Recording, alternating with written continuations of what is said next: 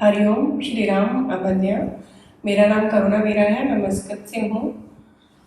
मेरा ये पहला एक्सपीरियंस है, तो मैं सबको बताना चाहती थी। एक्चुअली मेरे हस्बैंड जर्मनी में रहते हैं और मैं और मेरा बेटा मस्कत में रहते हैं।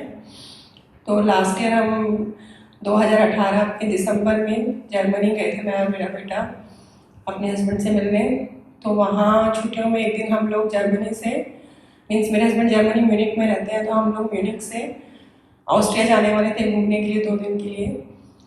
तो हमारी ट्रेन जो है, ये 22 दिसंबर की बात है, हम लोग जो है सुबह 6:30 की ट्रेन थी और स्टेशन पे हम लोग 5:30 पहुँच गए थे, 1 घंटा पहले। और जिस प्लेटफॉर्म पे ट्रेन आने वाली थी, हम लोग वहाँ वेट कर रहे थे ट्रेन का। और वहाँ क्या है कि आधा घंटा पहले ट्रेन प्लेटफॉर्म पे आ जाती है। तो काफ़ी वेट करने के बाद जब ट्रेन आई नहीं, तो मेरे हस्बैंड इंक्वायरी करने के लिए गए कि ट्रेन का जो टाइम था उस टाइम पर आई नहीं है। तो उसके बाद फिर उन्होंने राहुल को कॉल किया, मेरे बेटे को, कि तो मतलब वहाँ का प्लेटफॉर्म चेंज हो गया था। जो ट्रेन जिस प्लेटफॉर्म पर आने वाली थी उस पर नहीं आई, दूसरे प्लेटफॉर्म पे आने वाली थी। जो हम जिस प्लेटफॉर्म पे खड़े थे उसका वो नंबर 6 था, लेकिन जिस पे आने वाली थी वो 21 था, तो काफ़ी डिस्टेंस था और टाइम था वो 6:30 ही था। उसके बाद जो है फिर मेरे हस्बैंड ने मेरे बेटे को कॉल किया कि दोनों लोग वहाँ पर आ जाओ। तो स्टेशन पे काफ़ी भीड़ थी और मेरा बेटा जो है काफ़ी आगे निकल गया और मैं धीरे चल रही थी, तो मैं कैच नहीं कर पाई उसको। जब मैं स्टेशन पर पहुँची तो वो दोनों लोग मुझे दिखे नहीं, और जो 21 नंबर प्लेटफॉर्म पे जो ट्रेन खड़ी थी मैं उसमें चढ़ गई, ये सोच के कि वो लोग शायद इसी में होंगे। मीन्स उस टाइम में मुझे समझ में नहीं आया कि मैं क्या करूँ, क्योंकि ना तो मेरे पास फ़ोन था ना मेरे पास पैसे थे, सब मैंने अपने बेटे के बैग में रख दिए थे। फिर मैं उस ट्रेन में चढ़ गई और मैं पूरा मतलब पूरे डब्बे में देख रही हूँ, वो लोग मुझे दिखे नहीं गए। फिर वापस मैं नीचे उतरी, क्योंकि अभी 5-7 मिनट थे, तो मैंने सोचा देखती हूँ। मैं वापस स्टेशन पे आई तो कहीं प्लेटफॉर्म पे पूरा दूर तक जहाँ मैं देख सकती थी, जहाँ तक मैंने देखा वो लोग दिखे नहीं। अब मतलब मुझे समझ में नहीं आता कि चढ़ूँ कि उतरूँ, क्या करूँ, फ़ोन भी नहीं था मेरे पास। फिर मैं फाइनली चढ़ गई उस ट्रेन में, मतलब उसमें। और वो क्या होता है कि ट्रेन में जो है जर्मन भाषा में लिखा होता है, जो कि मुझे समझ में नहीं आई कि वो ट्रेन कहाँ जा रही है। और मैं चढ़ गई, ट्रेन चल चल पड़ी। फिर मैंने सोचा कि चलो मैं ट्रेन के अंदर ही जाके देखती हूँ कि शायद वो मुझे दिख जाए, बट वो नहीं, मतलब वो मुझे नहीं दिखे दोनों। तो जब मैंने ये देखा तो मैं एकदम रोने लग गई लिटरली, मतलब।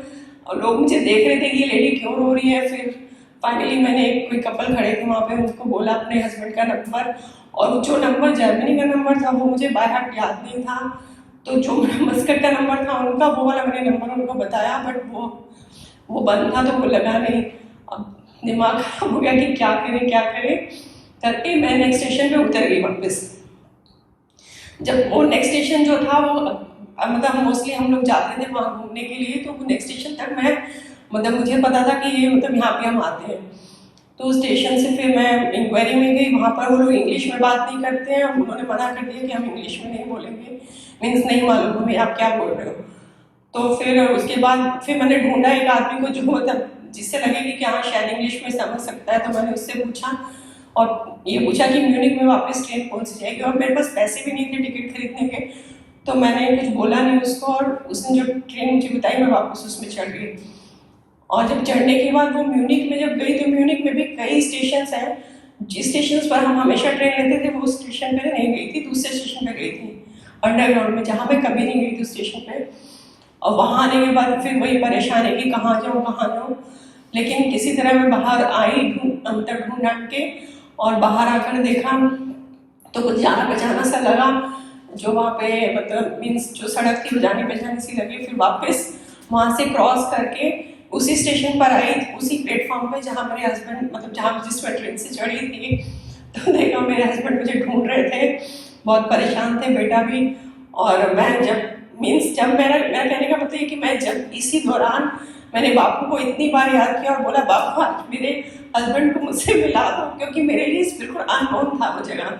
ना मेरे पास पैसे थे ना फ़ोन था, मैं मीन्स घर भी कैसे जाती, और घर जाने के लिए चाबियाँ चाहिए वो भी नहीं थी। तो मतलब इस दौरान मैंने बापू को इतना याद किया, और बापू ने मेरी हर बात मतलब जब जब मैंने प्रार्थना की कि मुझे ट्रेन मिल जाए, मैं टिकट नहीं ले सकती तो मैं क्या करूँ। तो मीन्स वहाँ पे क्या है, ट्रेन में टिकट चेकर बार बार चढ़ते हैं तो वो लोग फाइन लेते हैं। तो मेरे पास पैसे भी नहीं थे, तो मैंने सोचा बापू किसी टिकट चेकर को मत भेजना आज। और मीन्स वो टिकट चेक कर भी नहीं आया। प्लस मैं जब स्टेशन पे उतरी तो मैंने कोई बापू को बोला कि मुझे प्लीज़ ऐसी कोई मतलब वो जगह दिखा दो जो मैं पहचान सकूँ, और वही हुआ। जैसे ही मैं बाहर आई मुझे वही सेम सड़क जिसे हम अक्सर जाते थे वही दिखी। और स्टेशन पर जाने के बाद फिर वही बोला कि बापू मेरे हस्बैंड से मुझे मिला दो, आज के बाद ये गलती कभी नहीं करूँगी। तो वही हुआ, सामने मेरे हस्बैंड मुझे ढूंढ रहे थे और बहुत परेशान थे, बेटा मेरा रो रहा था, बोला कि मम्मी कहाँ चली गई हैं। लेकिन फाइनली बापू ने मेरी प्रार्थना सुन ली, और जब जब मैंने बापू को बोला तब तब बापू ने मेरी हर बात को सुना और पूरा किया और मुझे मेरी फैमिली से मिला दिया। श्री राम अमृत।